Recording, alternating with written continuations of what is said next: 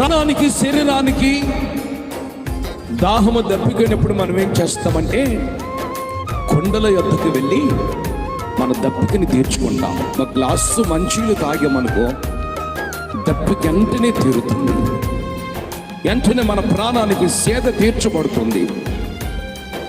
సామెతల గ్రంథములో సొలొమోను మహారాజు అంటాడు, ఏమంటాడంటే ఎండవేళ ఎవరైనా మన ఇంటికి వచ్చినప్పుడు వాళ్ళకి మనం కొంచెం చల్లటి నీళ్ళు ఇచ్చామనుకో ప్రాణం అంటే తెప్పరిల్లుతుందట, ప్రాణము తెప్పరిల్లేటట్లు అవుతుందట.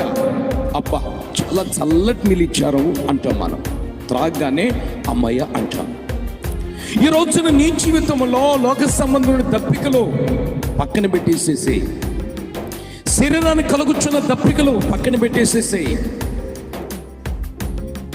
ఆత్మ సంబంధమైన దప్పికల గురించి నువ్వు ఆలోచించాలి. నీ ఆత్మకి దప్పిక కలగాలి. ఏమిటి ఆ దప్పిక? పరిశుద్ధాత్మను పొందాలని నీకు దప్పిక ఉండొద్దండి.